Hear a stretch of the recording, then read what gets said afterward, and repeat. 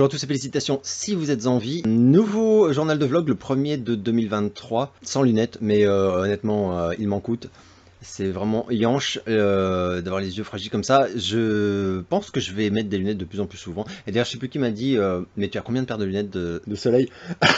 Alors, je les ai comptées, et bah trop. Franchement, beaucoup. Voilà, je sais pas, j'adore ça. Mais j'adore ça, c'est pas parce que ça donne l'air cool ou que ça protège du soleil. Alors si, ça protège du soleil, c'est bien cool, enfin de la luminosité, mais c'est surtout parce que ça rend inexpressif, enfin je sais pas comment dire. Et bon, c'est vrai que je suis un grand malade, j'aime bien avoir les yeux cachés en fait, c'est super bizarre. C'est passionnant surtout, hein. Donc, j'ai noté les questions, j'en ai peut-être oublié, je m'en excuse. J'ai reçu pas mal de demandes sur divers trucs. Faire un top de l'année 2022 des séries et faire un bilan de la chaîne aussi, enfin un bilan de l'année de la chaîne et un peu une annonce des attentes, d'évolution de la chaîne pour l'année à venir, etc. C'est vrai que ça se fait, je ne sais pas quoi te dire, enfin bilan de la chaîne pour l'année 2022, bah ça n'a pas été extraordinaire puisque, par contre ce qui a été extraordinaire c'est que j'ai fait cet album, il est sorti, il a plu, mais ça m'a pris beaucoup de temps sur la chaîne, donc c'est sûr que j'ai posté moins de vidéos que prévu, mais j'ai pas d'objectif, je crois que je vous l'avais déjà dit, ce n'est pas une chaîne où je me fixe des objectifs particuliers. L'objectif c'est d'être sincère, ça c'en est un, mais c'est pas très dur à atteindre. Faire au maximum ce qui me plaît et échanger avec vous, parce que c'est quand même ça le plus kiffant. Voilà, après en termes de performance par exemple, j'ai pas d'objectif. Et sur le top des séries, en fait j'en avais fait un sur les mini-séries, sur mes mini-séries préférées de l'année, mais je l'ai pas, enfin j'en avais fait un, j'avais fait une liste, mais je l'ai pas tourné, etc. Parce que non mais je trouvais pas ça passionnant, enfin dans le truc je me suis dit c'est pas passionnant. Pour ceux que ça intéresserait, la mini-série de l'année pour moi c'est Dahmer. Je dis mini-série parce que j'ai réalisé quand même cette année définitivement que je préfère les mini-séries aux séries. Les séries globalement elles m'ont déçu. Je parle même pas de toutes celles que en gros la plupart des youtubeurs ciné ont regardé et que moi j'ai carrément pas regardé du tout. Mais celle que j'ai vue, à quelques très rares exceptions près, j'ai plutôt été déçu. Il n'y a pas une série cette année qui m'a vraiment mis une énorme claque. Tout. Par contre, en mini-série, j'ai eu des vrais coups de cœur. Dahmer, pour commencer. Mais aussi Blackbird, je crois que c'était une mini-série. Pam and Tommy, j'ai adoré. Hein. Ça, c'était il y a presque un an, mais c'était excellent. Inventing Anna aussi sur Netflix, très bon, très bonne mini-série. Enfin, il y en a eu, voilà, il y en a, The Patient aussi, que j'ai vraiment bien aimé très récemment. Alors, une de mes mini-séries préférées de l'année, vous l'avez pas vue a priori, parce qu'elle n'est pas sortie du tout en France, et je pensais qu'elle débarquerait, mais pour l'instant personne n'en parle, j'ai de gros doutes. Et comme elle est dure à trouver, c'est-à-dire que même moi j'ai vraiment galéré pour la trouver, je me suis dit, si j'en fais une review, enfin une vidéo, et que ça donne envie à des gens de la voir, ils font vraiment chier pour la trouver, et ce sera qu'en VO sans sous-titres, donc c'est chiant. Mais je sais plus qui m'a dit que le premier épisode avait leaké sur les sites corsaires avec une VF apparemment, donc mais qu'il n'y a qu'un épisode. Alors je sais pas, c'est très étrange. La mini-série en question elle s'appelle Angeline donc, et c'est sur Peacock aux États-Unis. Et j'ai regardé en fait les séries Peacock en France, enfin à l'étranger, ce serait chez Universal Plus. Mais voilà, pour l'instant pas de nouvelles. Donc je me ferais peut-être quand même plaisir de vous en parler de cette série que j'ai vraiment adoré. C'est un de mes coups de cœur de l'année. Peut-être ma préférée juste après Dahmer et juste avant Pam and Tommy. Donc, et oui, et sinon on m'a dit aussi, j'avais noté, pourrais-tu faire un top album 2022 de tout style et genre confondu par rapport à tes écoutes. Moi ça fait quand même pas mal d'années que je suis très déçu musicalement par ce qui sort, hein, et ça fait donc pas mal d'années que j'achète très peu d'albums. Donc mon top album il va être rachitique et très vite vu. Les albums sortis cette année, de mémoire, le Prayers, il est sorti il y a moins d'un an, donc c'est bon. Voilà, ça j'ai adoré cet album, je l'ai écouté 1 milliard de fois.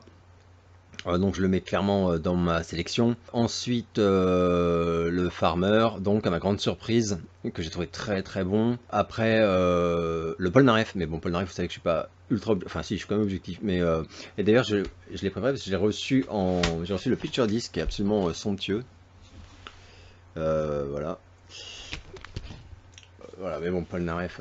Ah oui, d'ailleurs, il y en a qui sont vraiment hyper attentifs parce que on m'a fait la remarque sur la dernière vidéo. Qu'est-ce que c'est que ce truc? Et ben, ce truc-là, c'est donc c'est ma place en fait pour le concert de Paul Naref. Et l'album de l'année, c'est l'album de Ghost, bien sûr, puisque vous savez que c'est mon groupe en activité favori, et de très loin. Donc voilà, l'album de Ghost, sans l'ombre d'un doute. Je vais commencer à lire les questions, je voulais parler encore de 2-3 choses. Ah oui, les achats récents. Je voulais vous montrer, puisque ça m'a fait hurler de rire quand j'ai mis en ligne la vidéo, et que j'ai vu les premiers commentaires qui disaient non mais on voit pas le, le Hard the Clown. Et je regarde, j'ai putain, mais non mais voilà. Mais c'est ça de faire du montage quand t'es explosé, complètement défoncé, etc. Maintenant c'est la preuve que je ne vous mens pas quand je dis que je suis vraiment épuisé. Donc le voici, bon on le voyait mieux en fin de vidéo.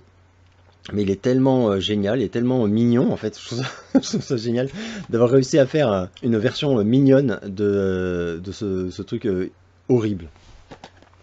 Donc voilà, oui, et je vous en avais parlé la dernière fois, et je l'ai reçu. Il s'agit de la figurine Bendy Figs de l'Homme Invisible version premier film. Lui, je le trouve absolument génial. C'est voilà, la tenue originale.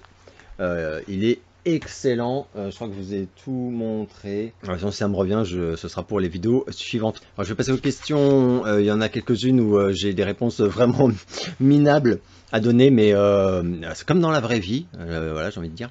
Alors, que penses-tu de la série La Brea? Alors, j'ai regardé la première saison, je trouvais le concept ultra ambitieux. Après, j'avais pas capté que ça allait être surtout axé sur les voyages dans le temps, et ça m'a un peu déçu. Après, j'ai trouvé qu'il y avait quand même des incohérences monumentales, mais monumentales. Donc ça m'a encore plus gêné. J'ai quand même terminé la saison 1, j'ai vu qu'il y a la saison 2 qui est arrivée.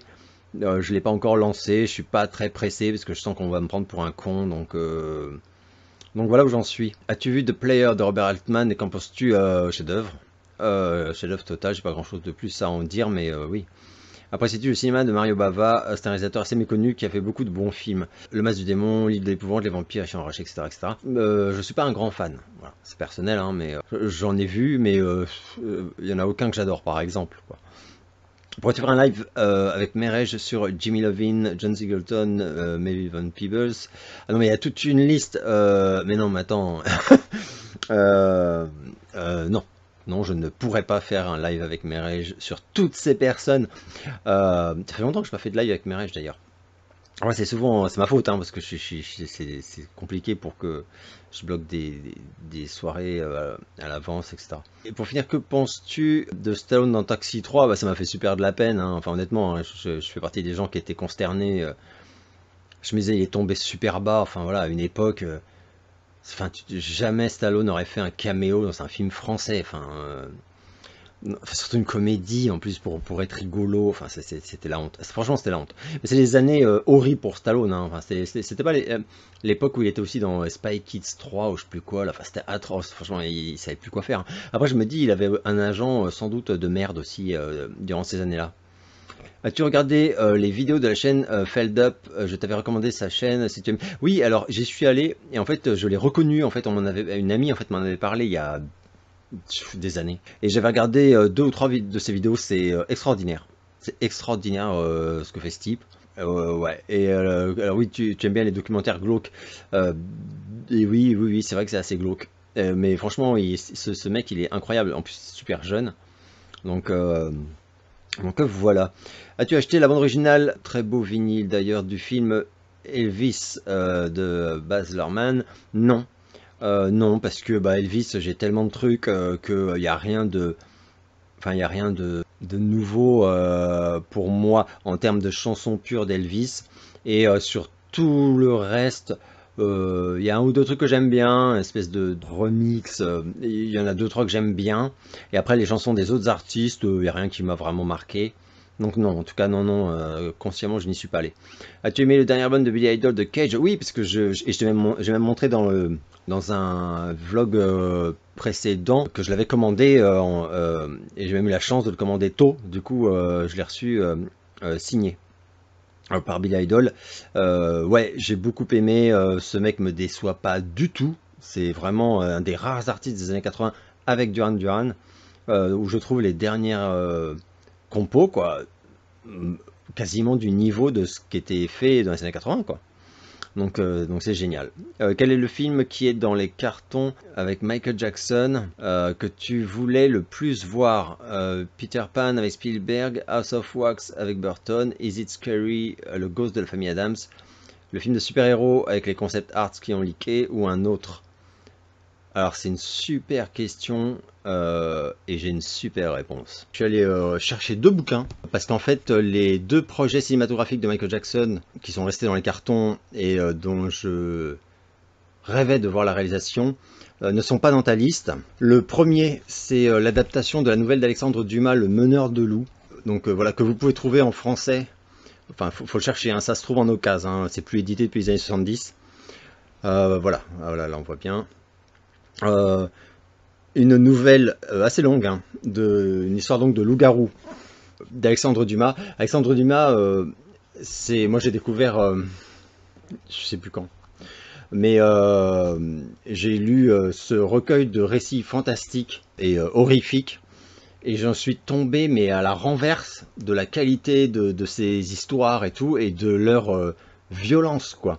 Et donc c'est au-delà de... Enfin, pour moi, c'est au même niveau que les meilleures nouvelles de Maupassant, même Edgar Poe, enfin, mais tranquille. Enfin, c'est vraiment extraordinaire. Donc, en fait, je vous recommande de vous procurer ce bouquin en français. Vous le trouvez uniquement dans cette édition-là. Ah non, il y a la version, putain. Voilà, je racontais des conneries, puisque... Enfin, des conneries, oui et non. Mais il existe également, si vous voulez pas lire tous les récits fantastiques de Alexandre Dumas, et c'est vraiment dommage, parce qu'ils sont tous géniaux, quoi. Il y a aussi, alors c'est encore en occasion, hein, donc tout ça de toute façon c'est en occasion que vous les trouverez, hein, vous les trouverez pas neufs. Il y a cette version de poche avec la couve géniale d'ailleurs du Meneur de loup, avec quelques autres récits fantastiques, mais bon, il y en a beaucoup moins que dans le pavé que je viens de vous montrer. Donc c'est ce projet là que j'aurais aimé voir réalisé. Michael Jackson était obsédé par cette nouvelle d'Alexandre Dumas, et il voulait donc jouer enfin produire et interpréter le personnage central de la longue nouvelle Le Meneur de loup. Et waouh, j'aurais adoré voir ça. Et en plus le ton de la nouvelle, enfin je pense qu'avec un bon réal, ça aurait vraiment pu donner quelque chose d'intéressant et de complètement what the fuck, quoi, je veux dire. Enfin c'est pas... Mais je pense qu'il y avait quelque chose à faire avec notamment même l'évolution physique de Michael Jackson. Enfin, c'était... Bref.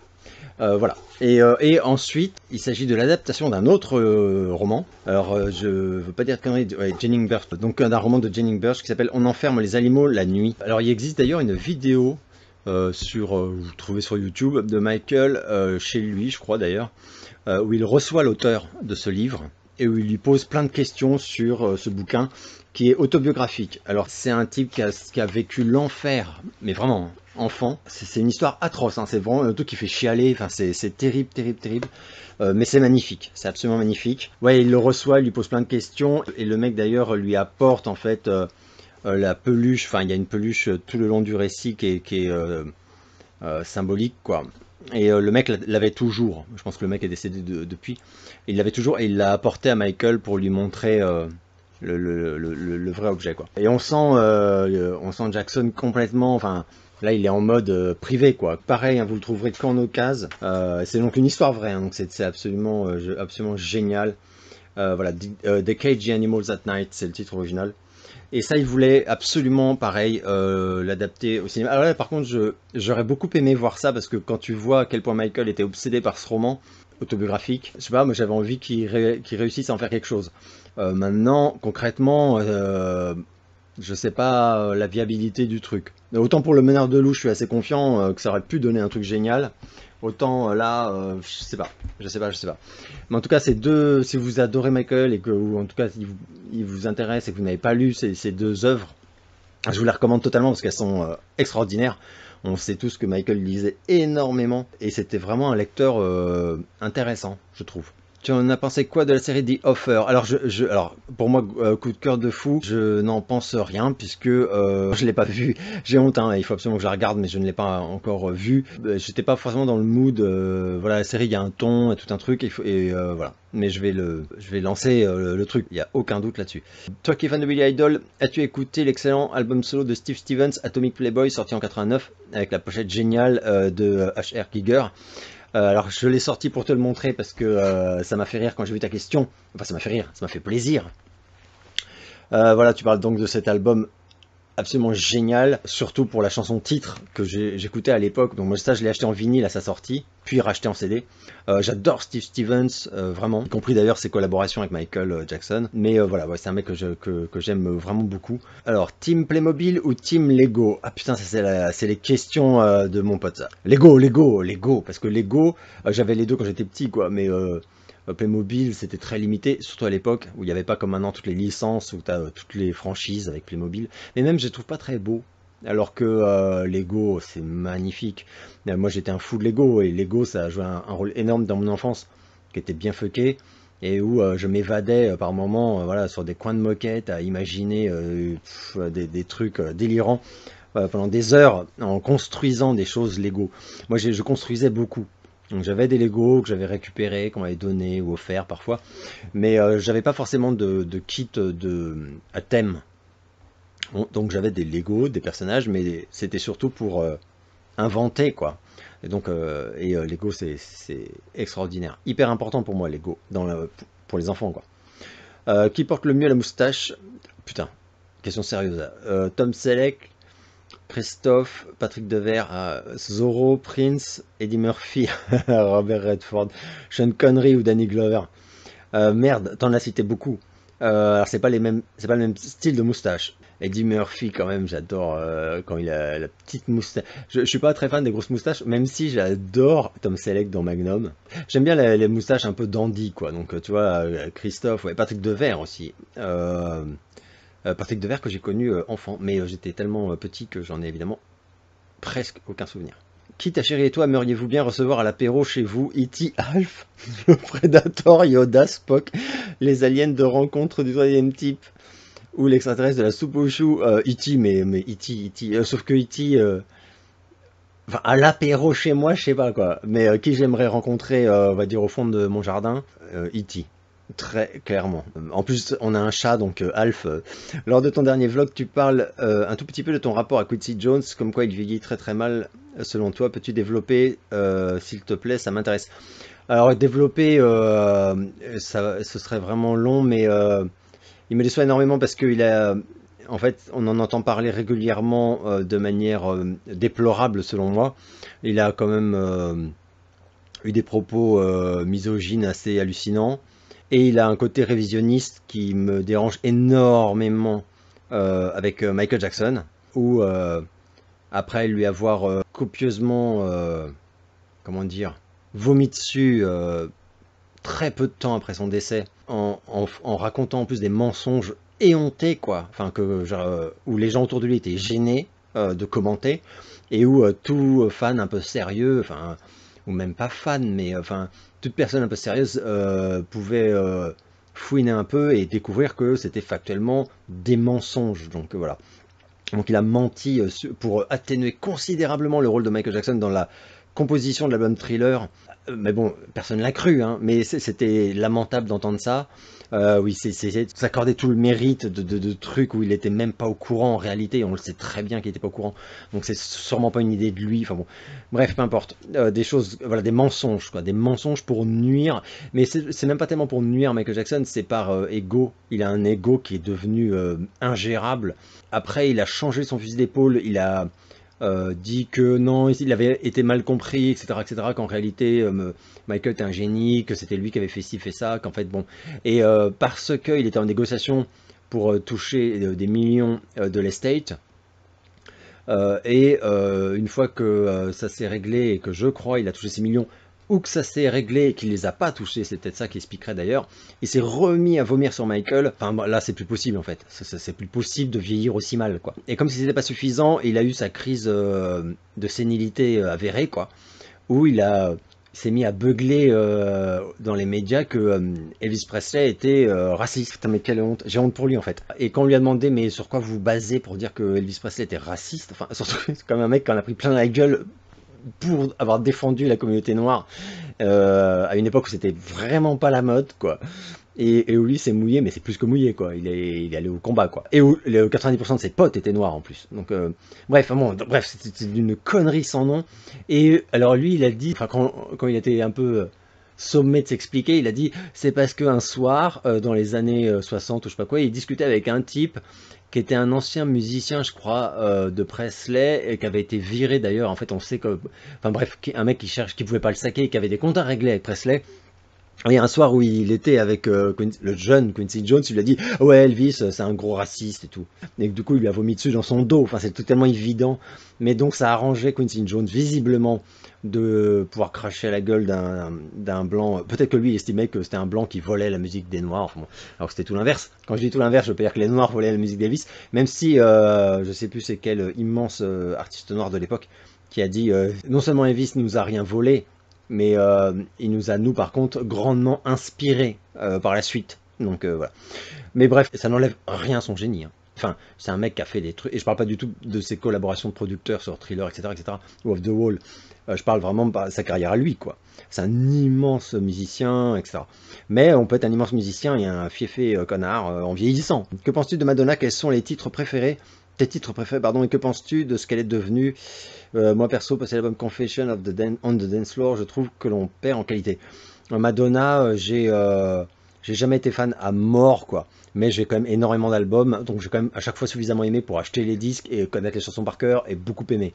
Mais c'est une artiste, par exemple, que je n'ai jamais été la voir en concert. Et je n'ai pas d'objet, enfin, j'ai aucun bouquin sur elle, j'ai juste ses disques. De mémoire, j'ai adoré jusqu'à... putain, mais je crois que c'est celui que tu cites en fait. Confession on the Dance Floor, je crois que c'est le dernier album que j'ai vraiment adoré. Candy machin, c'est avant ou après, je sais plus. Enfin, je crois que c'est à partir de ce moment-là également que j'ai un peu lâché l'affaire. Et là, les derniers, je les trouve carrément mauvais. Mais elle sait plus où elle va en fait. C'est pas que c'est mauvais dans le sens... elle essaie de bouffer à tous les râteliers de ce qui est tendance et de ce qui marche un peu. Elle a perdu sa patte, enfin elle a plus son style et tout, et c'est dommage. Après, il y a aussi le fait que là, elle est plus toute jeune, et surtout qu'elle vit très mal, elle aussi, j'ai l'impression, enfin elle est devenue cinglée, quoi, elle est complètement barrée, quoi. Après, physiquement, ça fait de la peine, hein. Honnêtement, waouh. La période de Madonna que je préfère, c'est presque la période pré-triomphe planétaire, c'est-à-dire c'est la période Gambler, Dress You Up, enfin là voilà, c'est juste avant que ça explose vraiment dans le monde entier. Je trouve ces chansons mais géniales, la voix, le ton, elle avait encore un côté un peu punk, c'était excellent. C'était plus qu'excellent, c'était fabuleux. Et après, j'ai beaucoup aimé la Virgin, voilà, j'ai écouté un milliard de fois, etc. J'ai beaucoup moins aimé la période La Isla Bonita, de ça machin, ça me passait complètement à côté. Mais après, c'est redevenu un truc que j'aimais beaucoup, enfin voilà. Globalement, c'est une artiste que j'aime beaucoup. Comment réagirais-tu si un jour ta chérie venait te voir pour te dire truc de ouf, les extraterrestres existent vraiment, ils sont là, tout le monde en parle partout, au journal de 20h? Eh ben je ne serais pas surpris. Ouais, si je serais surpris qu'on en parle partout au journal de 20h et que ce soit unanimement machin. Mais je fais partie des gens dont c'est absolument pas la passion de leur vie, enfin j'en parle jamais, même la preuve. Mais je crois totalement à l'existence des extraterrestres. Je dis pas que c'est des petits bonhommes verts avec des gros yeux noirs, hein. Mais je crois par contre complètement aux extraterrestres. Et j'ai même une expérience UFO sightings, comme on pourrait dire, quand j'étais jeune dans les montagnes suisses, une nuit, où j'ai assisté avec ma grande sœur à un truc qui reste aujourd'hui totalement inexplicable d'un point de vue technologie. Enfin, je ne sais pas ce qu'on a vu, mais je dirais qu'on n'avait pas vu et que ça a duré trop longtemps et qu'en plus le ciel était vraiment dégagé. Enfin, on l'a trop bien vu en fait pour se dire ouais non, mais on était fatigué, mais en fait ça se trouve c'était ça ou ci ou ça, etc. Donc on a vu un truc dans le ciel ultra chelou. Je vais pas faire, pas faire une émission spéciale, mais depuis ce jour-là, en fait, je crois, mais totalement en fait. Je me suis juste dit ah ok, en fait il y a des trucs dans le ciel qui viennent pas de notre planète en fait. Mais bon, dans la mesure où il se passe rien, on nous tire pas dessus. Ça n'a pas fait, je me suis pas dit, David Vincent doit convaincre un monde incrédule que le cauchemar a commencé. Mais par contre, j'y crois totalement. Voilà. Aimes-tu le film Saturday Night Fever et sa soundtrack? Non, pas spécialement. Je sais pas, non.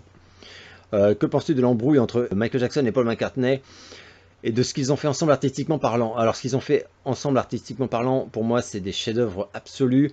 Je parle même pas uniquement du duo sur Thriller, mais même Say Say Say, qui est une chanson ultra sous-cotée pour moi. Ça a été un petit tube, mais voilà, c'est pas.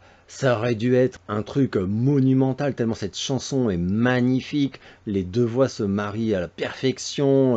Mélodiquement, c'est dingue. Enfin, voilà. Pour moi, Paul McCartney et Michael Jackson, à chaque fois qu'ils ont collaboré ensemble, artistiquement parlant, ça a été fabuleux. L'embrouille, je pense que tu fais référence au catalogue des Beatles. Je trouve ça un peu triste.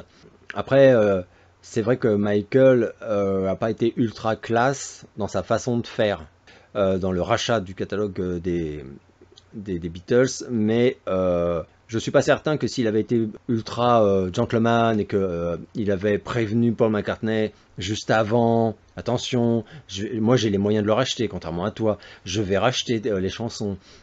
La chanson était en vente, de toute façon, donc je suis pas certain que Paul McCartney l'aurait bien pris non plus. Donc en fait, voilà, lui il a dit que c'était surtout sur la façon dont Michael l'avait fait que ça l'avait mis, enfin que ça avait mis un terme à son amitié, mais ça pour moi il est un peu de mauvaise foi. Et je comprends par contre Michael, il était en train d'apprendre le business. Et je pense qu'en tant que jeune artiste noir, il savait très bien que enfin, il avait déjà compris qu'on lui faisait pas de cadeaux et qu'il y a un moment où il s'est dit faut pas en faire dans ce milieu pour réussir et que là c'était un smart move comme on dit, ce rachat. Et d'ailleurs voilà, il a été très malin de le faire. Donc pour moi Paul McCartney s'est vexé un peu comme un con quoi. Mais voilà, avec tout le une fois c'est comme pour Quincy Jones hein, enfin même si j'ai beaucoup plus d'admiration pour Paul McCartney que pour Quincy Jones. Le problème de Quincy Jones, c'est que c'est quelqu'un qui est très prétentieux, mais depuis toujours. Hein, il suffit de lire. Enfin, je sais pas, quand j'ai lu sur lui, genre jeune, vieux, machin, c'est un mec qui a un ego qui passe pas les portes, quoi. Donc c'est un gros problème et qui est pas particulièrement sympa en plus, visiblement. Alors ça dépend avec qui. Hein. Je sais qu'il y en a. Je parlais de Paul Naref tout à l'heure. Paul Naref, il a bien connu Quincy Jones quand il était aux États-Unis et il a pas de mal à en dire. Hein. Mais bon. Team 82 ou Team 84? Ah ouais, alors c'est compliqué. Team les deux, mais en fait, si je devais vraiment choisir Team 82, parce qu'il y a eu trop de trucs extraordinaires euh, au cinéma comme en musique. Trop de trucs en 82. Et c'était le début. C'était vraiment c'était le début, quoi. Le début.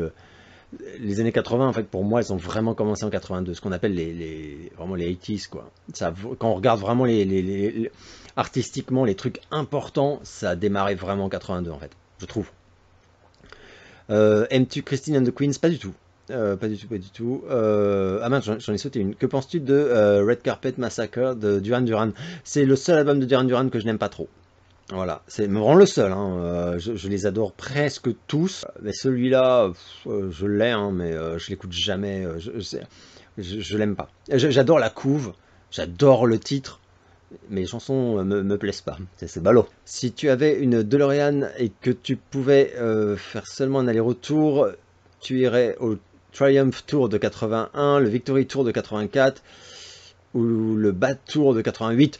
Alors le Victory Tour de 84, comme en 84 il y a quand même des trucs de ouf, hein, parce que même si ce tour c'est une catastrophe, enfin voilà, c'est le tour imposé par sa mère, enfin, on croit rêver quoi, le chantage affectif de la mama, enfin, mais qui a marché quoi.